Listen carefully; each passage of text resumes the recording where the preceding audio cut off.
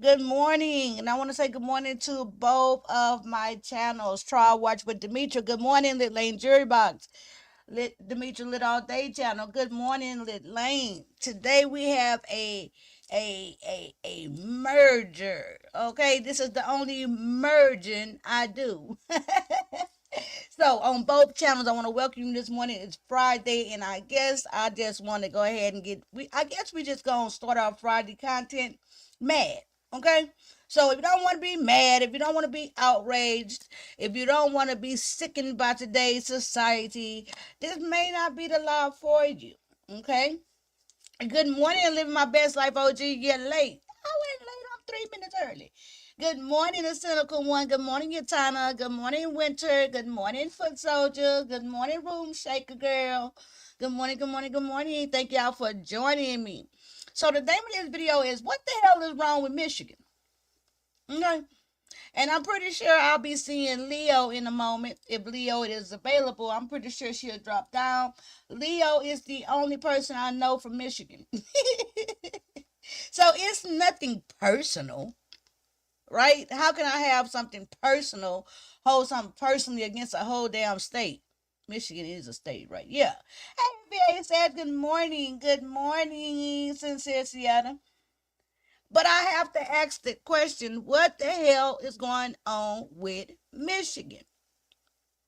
I say this because of a few troubling and worrisome headlines, scary headlines that came out of Michigan in the last, I would say year to try to give them some leniency, but let's just be real, the last 6 months. I remember covering the story right here. Hey, Bird, where we talked about some kids that was two boys that was sleeping on the porch in the winter. Then the whole YouTube and everybody went in crazy, insane about the whole Zanaya Harris story, the young girl whose body is still missing, who had been being molested and SA by her uncle, pregnant, and all these different things. Hey, Lou. And now this week we turn around with a story in Michigan where this woman then left 3 kids, not in an abandoned house, but a house she was paying rent on up until October, but living in squalor. Not only is the kids up in there living in squalor without no type of parental supervision, they've been in there for 3, 4, 5 years. Okay, living. So that's why I named this "What the Hell Going On with Michigan?"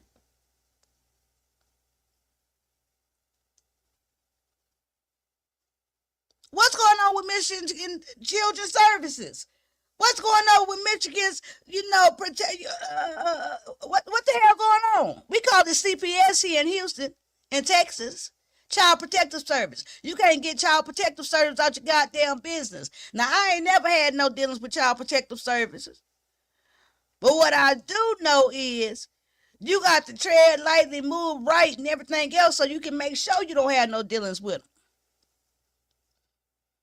Good morning, Ambrosia. Ambrosia, I like the name. Good afternoon. Oh, it's afternoon. Oh, yeah, it's good afternoon for some people. I recently left Michigan, and when I tell you it's a different world, it's different. It's got to be. Was that the woman who left her kids to be with her men? I don't think so. I haven't heard anything about that. But let's jump into this most recent story. We're gonna look at a news deal, and then we're gonna look at the press conferences afterwards. At this point in time, she has been charged. She has had her first appearance. But let's jump into the one of the initial stories. And y'all, please hit the like. Please hit the like. And thank y'all for coming to support this content.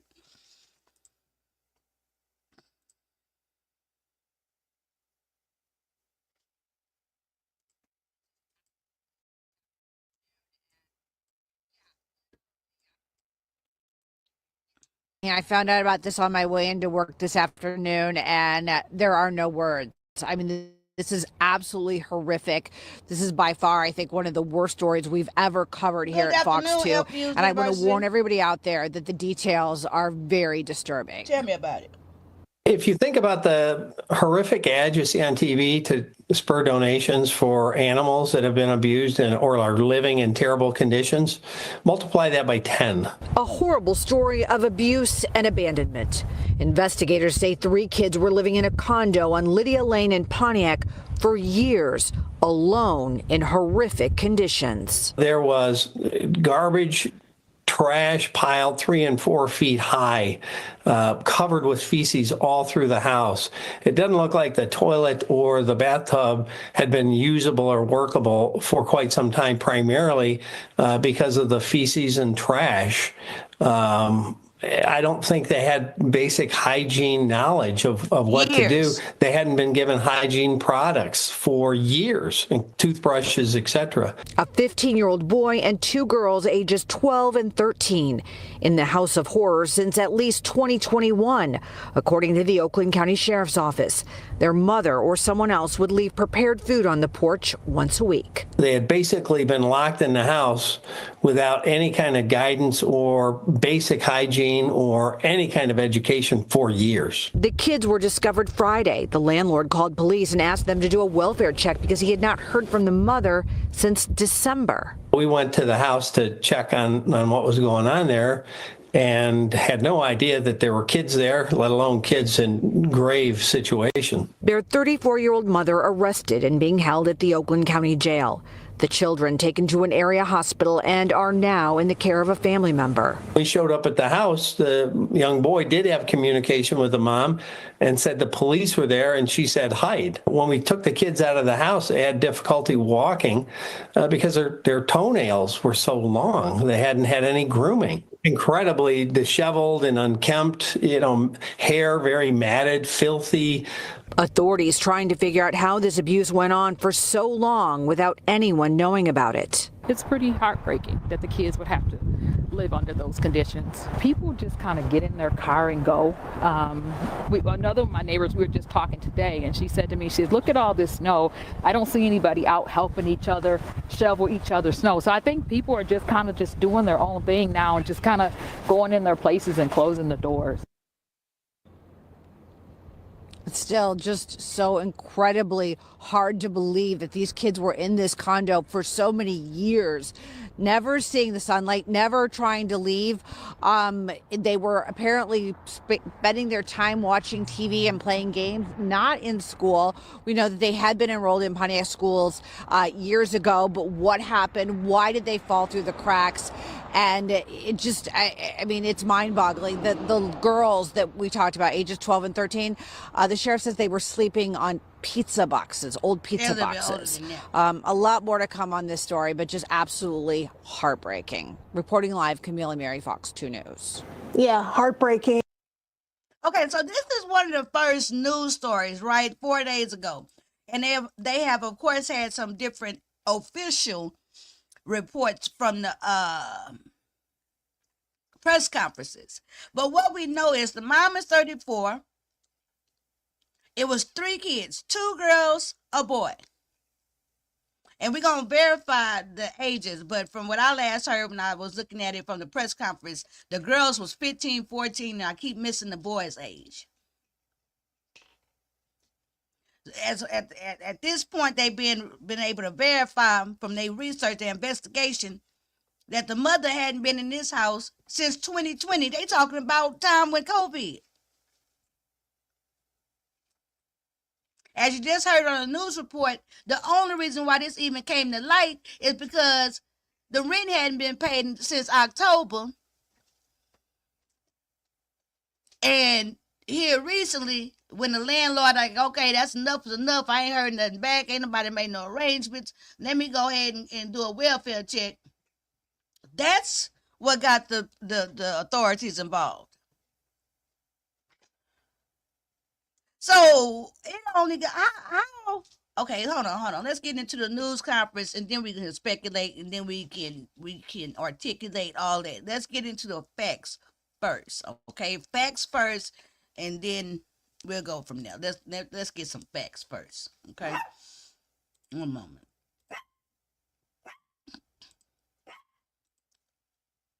My dog is outraged. Okay, my dog living better than these kids was. Paulo, stop. Okay, hold on.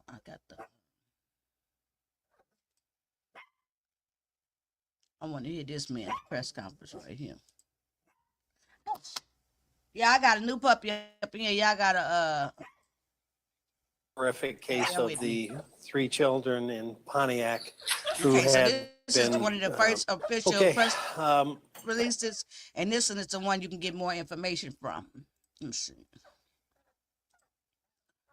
Fair use. Obviously, Y'all, we're please hit the here to like. update you on Thank y'all the for joining very me. horrific case of the 3 children in Pontiac Did I say good who had afternoon, Dr. been Sopain?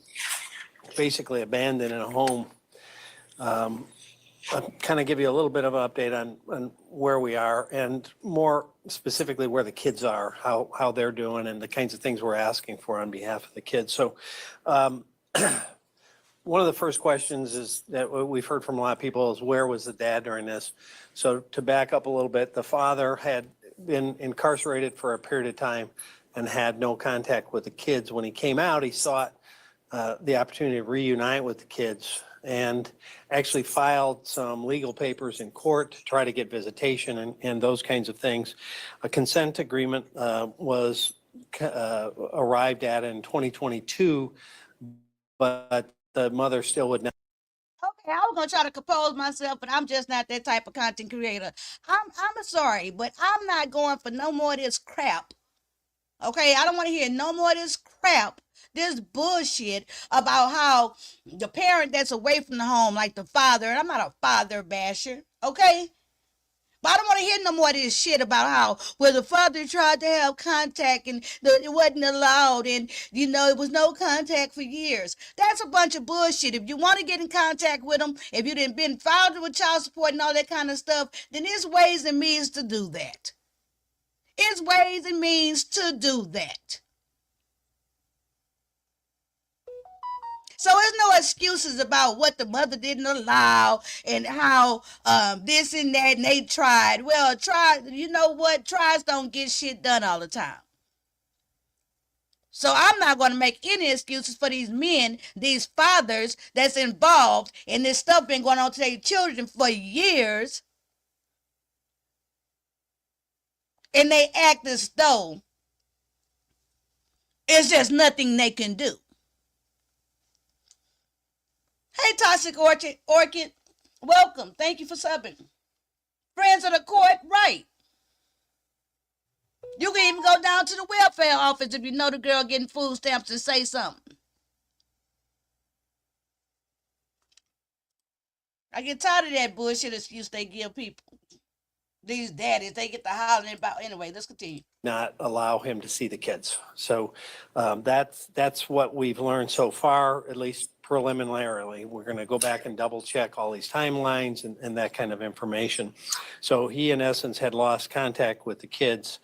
And that's where that stood. So we've had questions about that. The other questions that we've had was, who were the other people potentially dropping food at the house other than the mother? So far, again, the investigation is pretty layered and complex, given that it's going over years. But it appears that those are companies, like an Instacart or a DoorDash, things like that. So, so far, none of the people that were coming to the house had any awareness that there were kids inside or the situation in which they were delivering to. Obviously, the question. The mom was getting food DoorDash. The food was getting DoorDash. The food was getting, just sent over there. So this is a woman that was living in the same city, 34 years old, who left her kids there for almost 5 years, still paying the rent. And I feel like it might be safe to assume she might be on some type of housing or something. Because how you pay for a place for 5-something years and never missing the rent? She just messed up on her rent in October.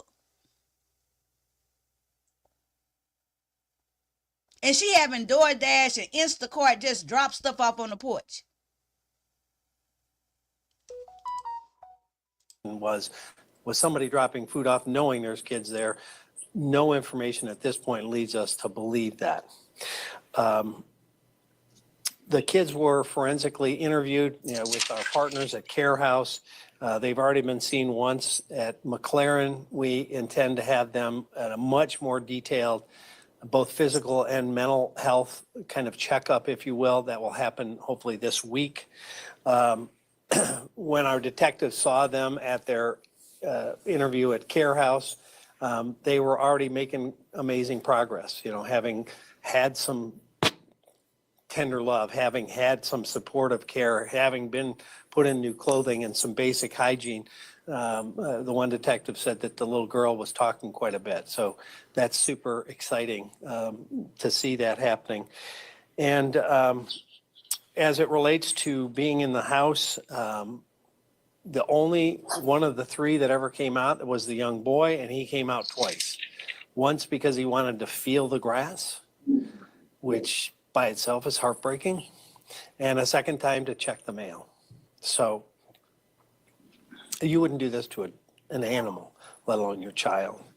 So, just to hear that he came out to touch the grass is just crushing, soul crushing on so many levels. As it relates to the house, we have obviously released pictures. I'll get my technical expert up. You've already seen some of these pictures. I rolled that little mouse, but it didn't want to cooperate. So inside of the home, as I had mentioned with these pictures, trash was piled, in some places 3 and 4 foot high. Everything was covered with feces and trash. The toilet had become non-functional, and the bathtub. And please understand, they're talking about human feces. Okay? They're not talking about dogs, cats, all that type of stuff. Human fecal matter all over the house. Human feces. And let's keep in mind that 2 of these kids are girls. Past their preteens, 14 and 15. And you know all that goes with that. They say the girls, the kids couldn't barely walk out the house. They was having a problem walking because they toenails. The neighbors said they didn't smell it, that they didn't know it. Okay, Toxic, I got you. I'm going to come subscribe over there. Thank you for letting me know, too. And thank you for coming over here. We're going to get into this. The school, I see a lot of concern about the school, a lot of talk about the school. The school, she transferred them, pulled them out of one school, and was supposed to be enrolling them in another school. But the kids never showed up to the other school, and they didn't have any checks and balances in place to make sure that the kids was actually attending somewhere. But what about Medicaid?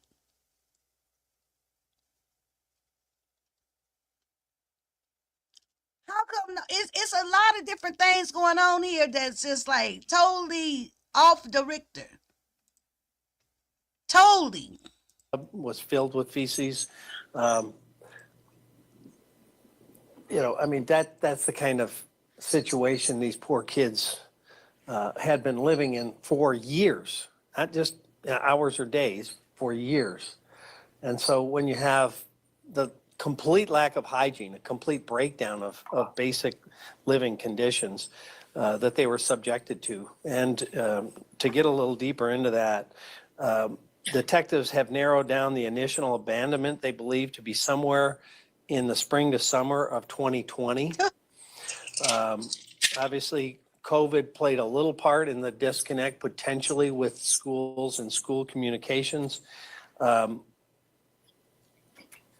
In 2020, the mother dropped off some trash bags, gloves, and Febreze, and that was about the last thing related to hygiene. 2020, in the height of COVID, okay? Now, he can't possibly be meaning hygiene, okay? Maybe he meant cleaning supplies, and I'm just praying and hoping that he just cannot possibly mean hygiene. And if this has been since 2020, And those girls are 14 and 15 years old. And they've been in that house alone. That means they have literally entered puberty by themselves.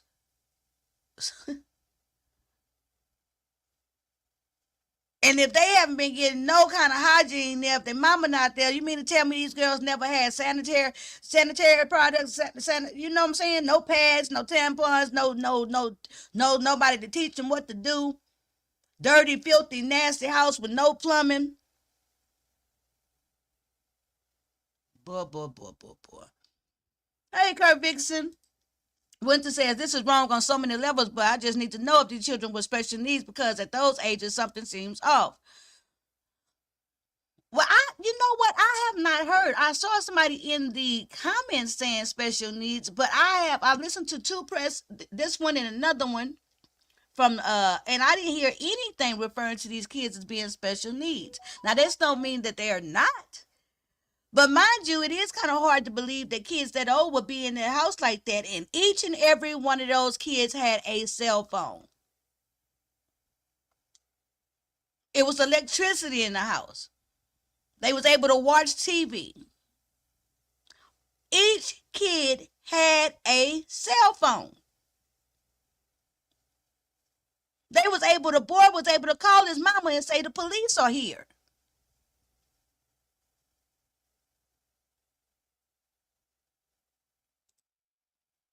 No, the plumbing was messed up because of no plumbing. The toilet didn't work and the tub didn't work. The tub was filled with poop. But they had electricity. Towards the end, the children apparently were getting a loaf of bread dropped off that was intended to last 3 to 4 days. So, I mean, obviously on so many levels, the conditions are horrendous and the situation terrible. So what we're trying to do in the meantime, and as it relates specifically to the case, the preliminary report has been turned over to the prosecutor. We're adding some more stuff for them. They're in the process of determination.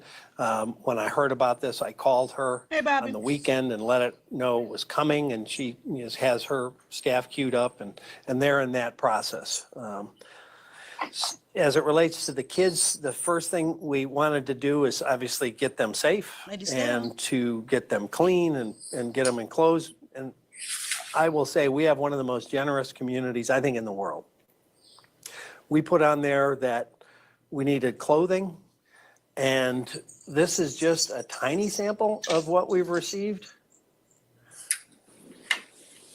At the office of another office of ours, we have bags and bags. So we don't need any more clothing. We greatly appreciate it. The family and the kids greatly appreciate it. And so we're kind of pivoting now to financial support. And we have put up a link, if you will, to the charity Mission Oakland. Kathy. And 100% of it will go to the kids. Unlike some of the traditional fundraising methodologies you see out there, they take a percentage. 100% of this will go to the kids. What I am asking is, again, our generous viewers and listeners out there and readers, we're looking for a law firm that would set up a trust fund so that we can take 100% of what we receive in donations for these kids and put it in a trust that can be administered, that can take care of maybe their medical bills, mental health visits, and if there's any overage, maybe set some money aside for their future education.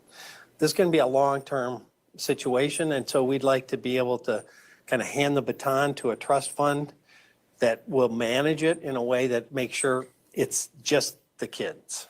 Not suggesting anybody else would do anything with it, but we're looking for a mechanism where we can hand this off. So if there's a firm out there that would like to set up a trust fund for these kids, then we'll deposit any receipts that we have. In a very short period of time, I think we've already got the $15,000 to $20,000 in on our donations. So we're going to, obviously have some real dollars to be able to give these kids, but that won't make up for the 3-4 years that they've been subjected to these conditions. I've said this more than once, but you Oh, see Lady those Steph, I'm seeing your videos of comments. We're going to get on this animals family. in just terrible conditions on commercials, and it pulls at your heartstrings. Imagine maybe by 10 living in what we showed you, and then play it out over years, not days or weeks. So it's hard to wrap your head around this one. So there's going to be a lot of long-term, I think, mental health and educational needs and things that we want to try to help with the family to get to that point. The other thing I'd like to mention, the family is asking, Yeah, since apparently, 2020. some of the folks that are now involved with the kids that didn't know, that's another question we've asked, they didn't know what was going on with the kids. They had been told by her that somebody else was babysitting the children or other kinds of things. So they were unaware what was happening so far. That's the type of excuses that these families make out of guilt and shame, right? Guilt, shame. That's what make them give these piss poor excuses, right? So how long can you not see 3 kids? How long can you literally go without seeing kids and you just keep listening to somebody say, oh, somebody babysitting? It's not that much babysitting in the world. And I know all families are not close. All families are not close. This is not a perfect world. Everybody don't even have family support. But with that being understood in situations like this, when it hits the media and people want to be counted so bad that they just got to raise their hand and say, I'm a family member.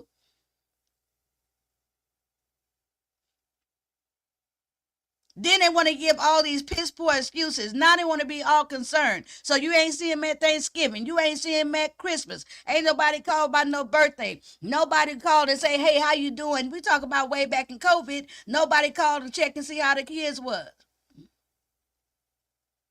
But you want to be recognized as a family member and be able to give your news clip pieces and say something. See, that's the part right there. And I don't understand why these people, the authorities, would put these children in the home of a family that didn't care nothing about them for 3 or 4 years. I wouldn't put them with the family either. Those people are strangers too. They ain't seen them in 4 years.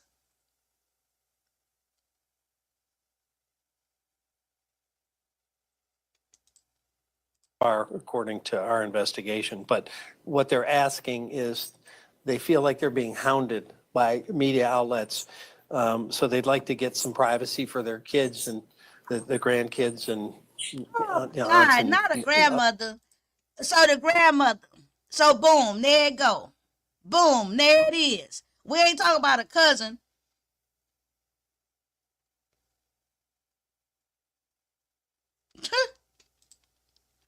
Did you hear about the mother that killed her son and buried him in the backyard? They were in Detroit as well, and the boy told CPS that his mom. I saw the headline for that, and I think I got it on my watch later, but I hadn't seen it. Baby, true crime happening constantly. There's no way to keep up. That's why I do the trials. Okay. Really. Lady Steph say they mentioned earlier that a family member now has the kids. Where was that family member for the last 5 years? That did not wonder where the kids. Yes, and now he's mentioning it and saying he probably let that slip. It's a grandmother. And then we already know they're supposed to have 2 dads for the kids. 3 kids, 2 fathers. And it's actually 4 kids, but one of the kids escaped and he got to go with one of the kids got to go with their family. They daddy. I don't know if it's a boy or a girl. Bobby said there's something more to this story. They're just not telling us. Right. And the story is just now breaking it and really starting to form and everything. So, of course, more and more information going to definitely come out. Somebody say, I think it was Lady Steph said something about she don't understand how those kids can be up in there and not come outside. The boy has been reported to have come outside a couple of times because he just wanted to touch the grass. But if you think about it, if the kids, at first indication, they were saying the kids was 12 and something like that. So that means at the time when the mom left, the oldest kid would have been like 8 or 9, no older than 9 years old. So you're talking about a 9-year-old, a 7-year-old, and a 5 or 4 or something like that. These are little kids. And if you're already teaching these little kids, mind you, this is abuse. Okay? So let's call a thing a thing. If you're already abusing kids that young, and you already have them in a mental state of fear, you already have them in a mental state of this is just a norm, they might just, they've been terrified to come out. Who knows what the consequences were? I heard the father was in prison and just got out and was asking to see his kids, but no one gave him any answer of their whereabouts. It's sad. I seen a video of the condition of where they live. Well, that I don't know exactly from that news source, but I know that on one of these things we just watched here, they didn't say that might be true, but they were saying something about the father had the custody or whatever type of order, like the child support or whatever, and that the mom wouldn't let him see him. Now I didn't know anything about the prison thing, but that may be true because bits and pieces come out. But this, baby, I don't make no excuses for all that because guess what? The same place where you found that woman at when you laid up with her, when you met her, got her phone number and laid up and had a kid with her and stuff like that, the same place her mama probably still living, the same place you last dropped her off at or went by there. That cousin that hooked y'all up, they still there. These guys be acting like they just don't know nothing. Yeah, right. It could be because there is such an overpopulation in foster care system anyway that at this point they're so depleted of resources and just need somebody to take the children. You're talking about because they with the family. That's true.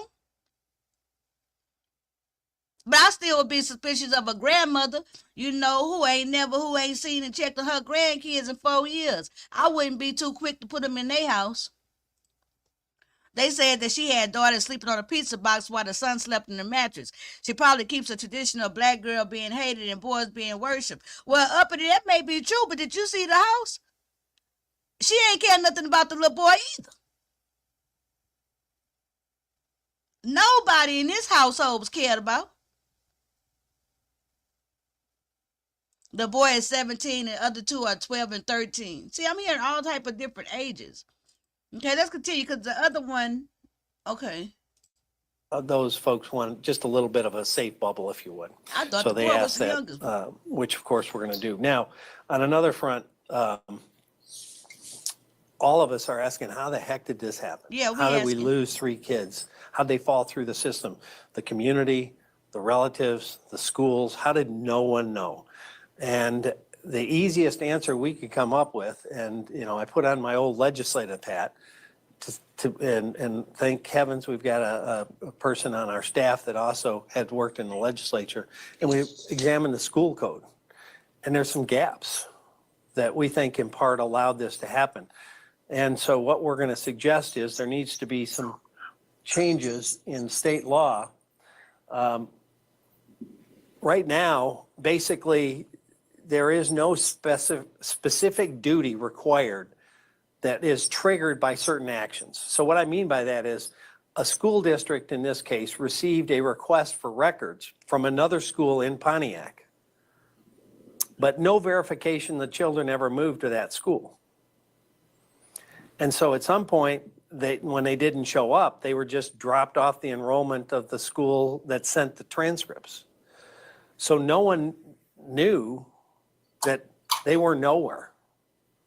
And so what we're proposing, and we're already communicating to a potential bill sponsor, is some amendments to the school code that will close that communication gap so that before a child is unenrolled, they have to obtain written confirmation that child's someplace else. That doesn't happen now. And that's what happened here, it appears. It's still, again, being investigated because we're going back years and trying to check records. But it looks like based on that request for records, neither of them knew where that child was and presumed, I guess, that the other one had the children. So the other thing, this is the specific language, but it goes into basically filling that gap, closing that hole so that if a child doesn't show up at a school for a period of time, then it triggers a follow-up where they have to communicate with either a truancy officer or law enforcement to begin an examination of what happened to these kids. Where are they? You know, it's unbelievable to think that we've got 3 kids that fell off everybody's map for years. So that goes to the second part, as I said, within 20 days, the sending school that sent those records has to notify the truancy officer if they have not received written confirmation that that child is someplace else safe.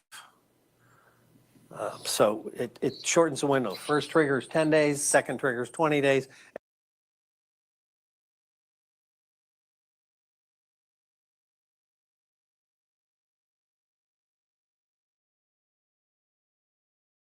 I want to show y'all the arraignment. She has showed up and made a first appearance in court. They are now trying to take, I think this judge, I don't want to get misquoted, but we're going to hear it. But I think this judge gave this woman a $250 million bond. Okay? Cash only. And they're trying to take her rights, her parental rights. Bryant matter.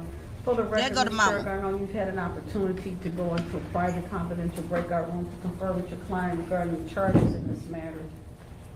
Is that correct? Yes, Your Honor, I did.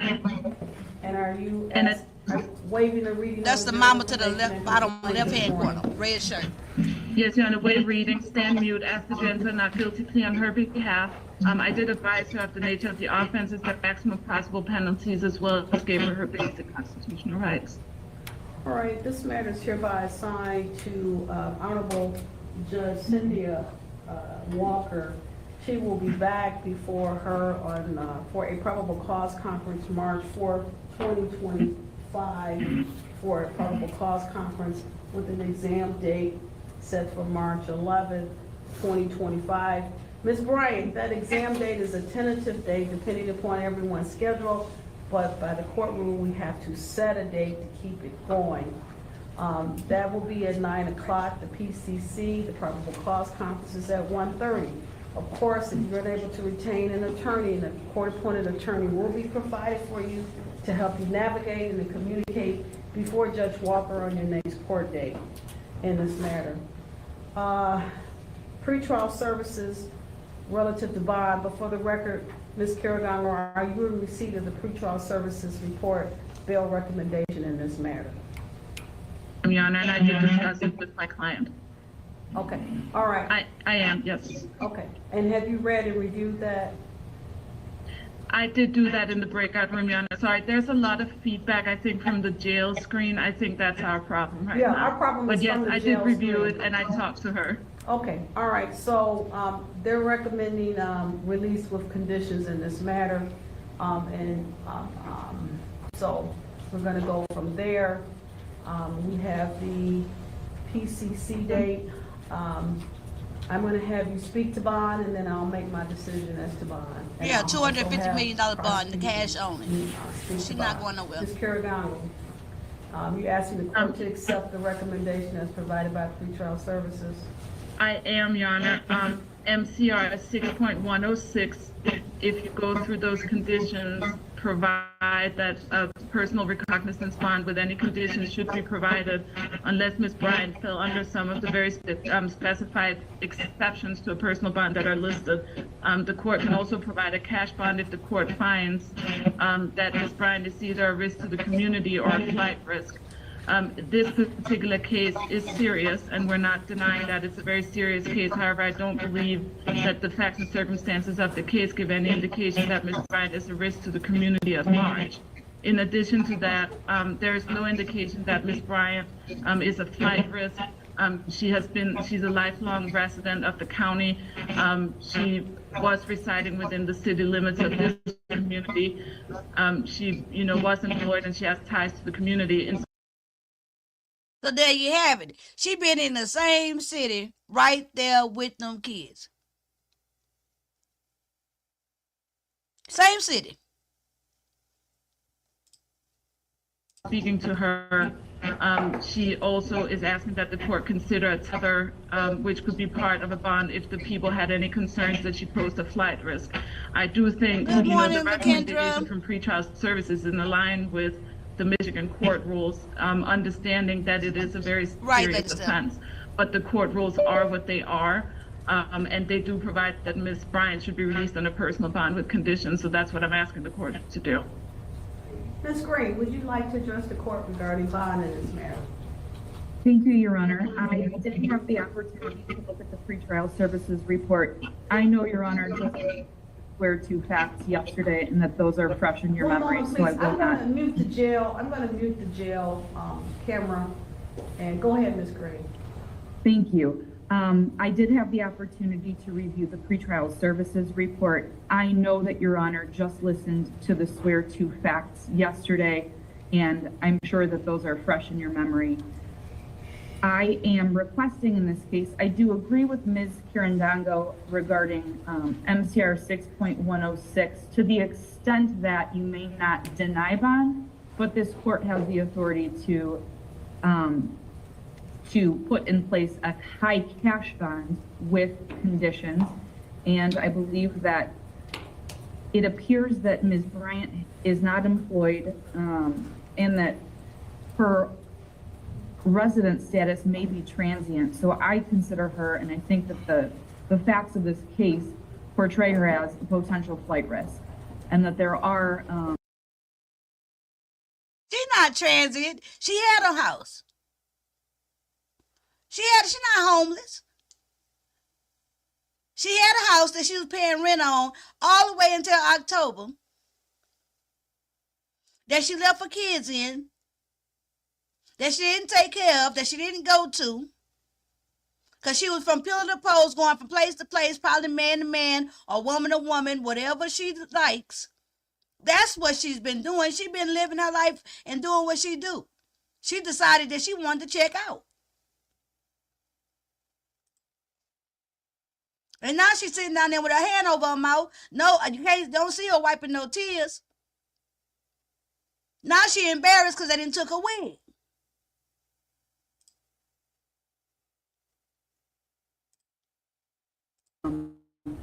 Three victims in this case that she should absolutely be prohibited from having contact with. So I'd ask that the court add a specific no contact provision as it relates to the three minor victims in this case. And if the court would like me to go on, I can. No. What I found very suspicious in the report of pretrial services, there's two different addresses given to her. So I agree with you, Ms. Green, that one could opine that she's transient. She's from here, she's from there. We don't know where she resides. I do find her an acute risk and danger to the community and to any minor children under the age of 18, let alone the three minor Everybody children, got a wig, Lady Steph. that she is a mother to. With that in mind, I agree with Ms. Carragán. I cannot deny her bond. That is court, of course.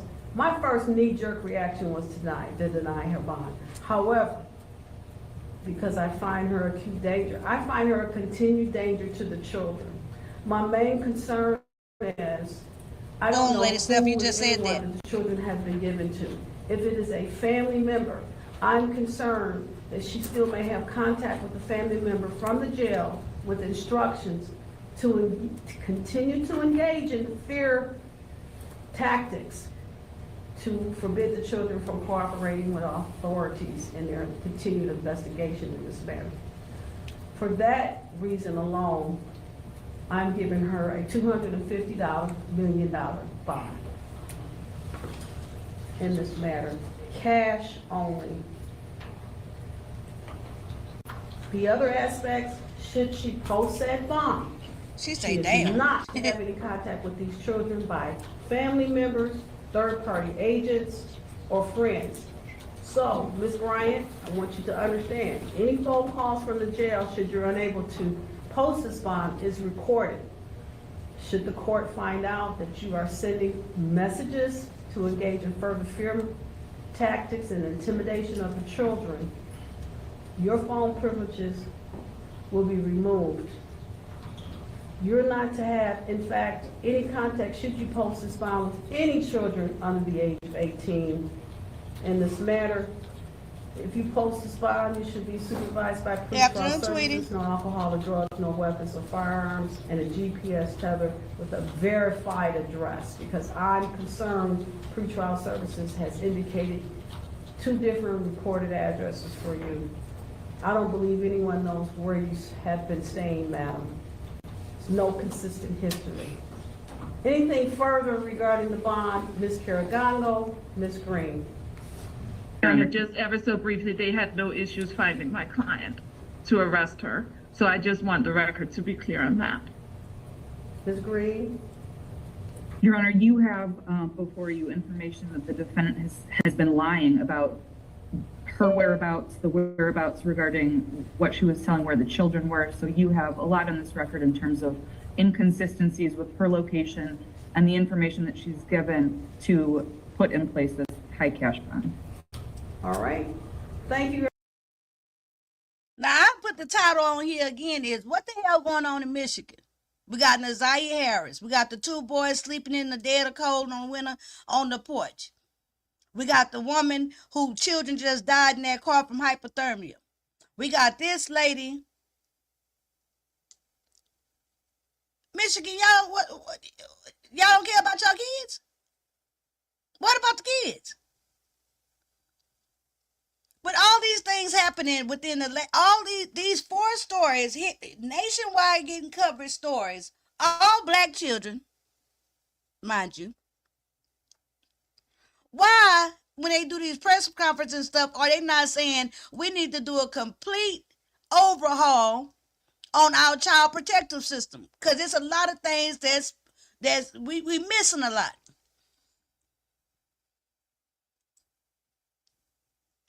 I want to hear one of these officials talk about that. Now I'm finna show the news. I'm finna show a news story again, a recent one from 41 minutes ago. So you guys, if y'all hadn't seen the conditions they living in, let me let y'all get a look. And these pictures seem to be a little bit clear. I'm not gonna hold you guys long, but we're gonna follow up on this story. But hold on, don't go nowhere. Hit the like. Hold on, I can't even type child to be on my keyboard. It seemed to have moved around.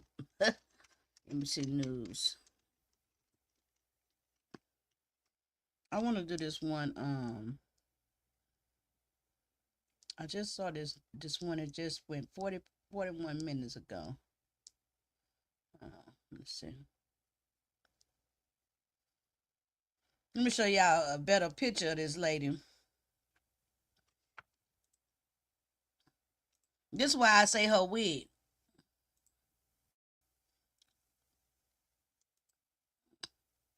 Because, of course, there's always the inevitable social media pictures where the mama trying to be real cute. There's always some pictures. There she go right there. Top, second picture from the left. Okay. Now, that's her picture right there when they had a wig on her.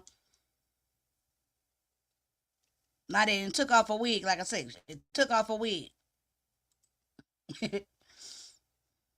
The mother facing charges, accused of leaving her kids inside of a home for years, close to 5 years, has been given a bond for $250 million. As Kelly Marie Bryant waits for her trial, efforts have started to clean up the mess left at the home where the children were living alone for so long.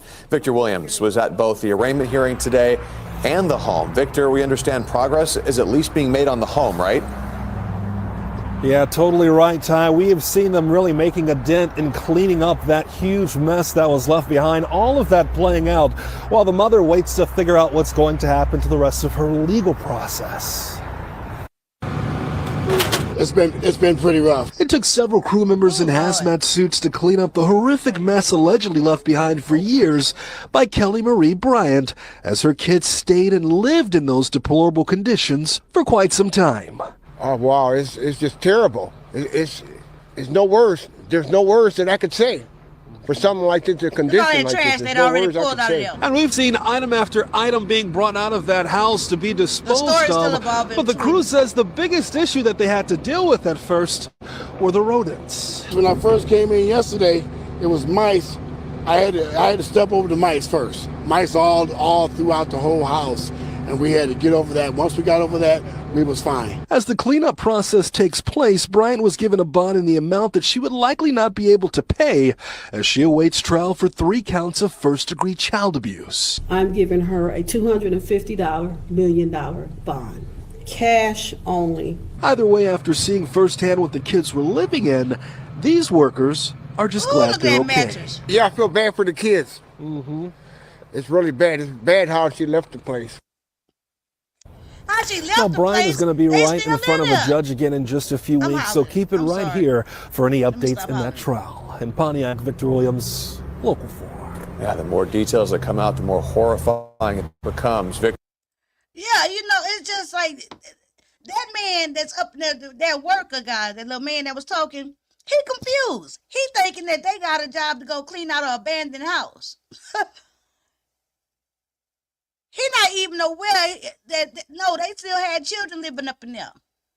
That was the one with the show the pictures of inside the house, how nasty that house was. Hold on. You know, this is just a disgrace. And where's the one on my phone is different, where she all posing up for Facebook.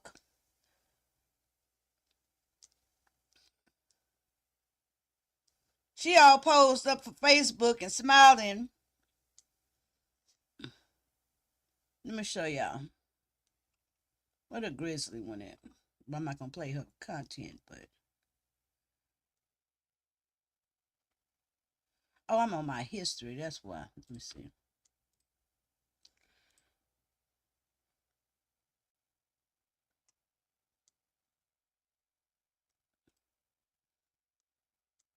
All right, next up, everyone, we want to go out to Pontiac, Michigan. This is where the Oakland y'all to County see his Sheriff house. is speaking on a case and an investigation where a mom is accused. I You've wouldn't let already my seen dog roll live that like little this. inside of the home.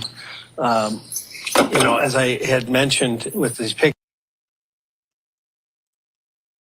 Let that sink in. Let that sink in.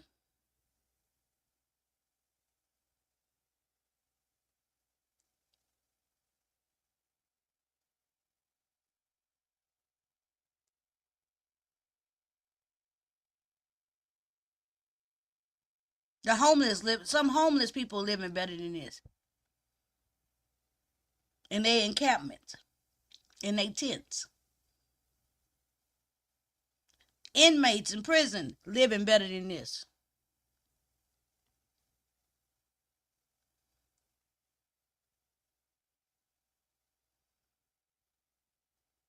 Some illegal people that ain't supposed to be here living better than this.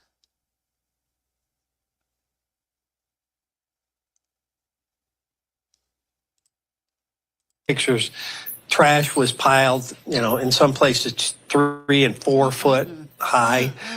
Everything was covered with feces and trash. The toilet had become non-functional, and the bathtub was filled with feces.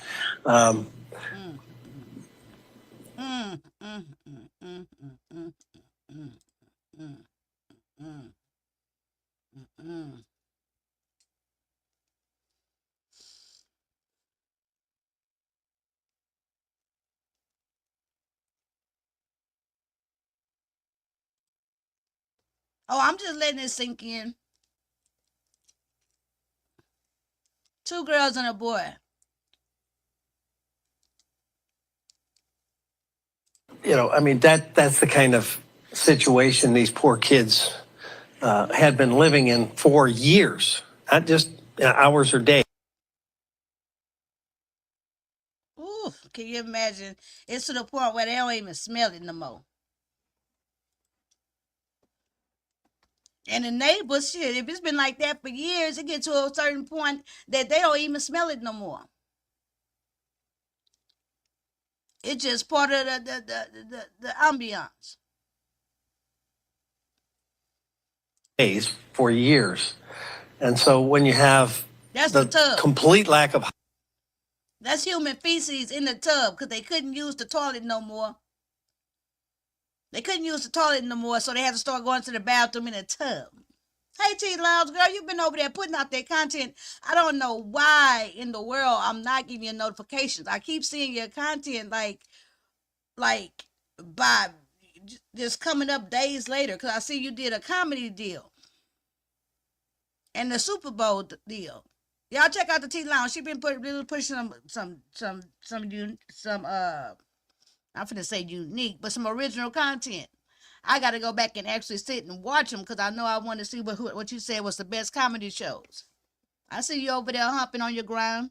hygiene, a complete breakdown of basic living conditions that they were subjected to. And to get a little deeper into that, detectives have narrowed down the initial abandonment they believe to be somewhere in the spring to summer of 2020. Obviously, COVID played a little part in the disconnect potentially with. We saw that part, right? Right, I had, you know, I'm subscribing, been active on your channel. So do you think I would get the notifications if nobody else got them? I was absolutely shocked, you know. But anywho, you guys, we got to watch this story unfold. I can tell you guys that they are petitioning to have her parental rights cut. You know, the children are with family. And what else? What other pertinent news I know? So we just have to follow the story, you know, and see what happens. At the end of the day, it's really like, is there any such thing as state shaming? I'm not trying to shame the state of Michigan. I don't know. I've never been there. I don't know nothing about it, you know, but what I do know is that it's very alarming that we can get all these news breaking national headlines in the last 6 months out of the same state regarding the deplorable care treatment, you know, of these black kids in Michigan. I know it's happening all over the country, right? It's happening right here in Houston. But so many startling stories out of Michigan in the last 6 months. Those two boys sleeping out there in the cold on the porch. Nazaria Harris being raped and pregnant by her uncle, body come up missing. Them two babies just dying from hypothermia in that car.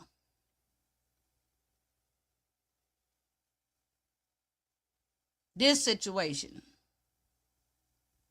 So whatever Michigan doing, they need to do a whole lot better. Period. So anywho, you guys, I'm gonna go ahead and get off of here. This was a merger. Hey, Pretty Chocolate Girl of both my channels. If you guys have not tapped into my my trial watching channel, please do so. It used to be my Seymour Lane channel, but now it's Trial Watch with Demetra. We start a new trial next Monday. Next week we start new trials for the day and the night shift. I got night court and the day court. So y'all come over and check us out. Shout out to Toxic. Who was that? Toxic. I know I've got as the gavel drops. I'm gonna go check that channel out. Here we go. Toxic Orchid. Thank you for dropping in. I'll be going to check out your channel and checking out your Discord. Shout out to everybody. Y'all have a great weekend. Just know, if you ain't see, you know, if you see something, say something. If you're wondering about something in your head, you know, check up on it. Follow up on it. It's okay to be nosy. It's okay to be nosy when kids involved. All right, y'all hit the like on the way out. I'll see y'all throughout the weekend. Bye, y'all.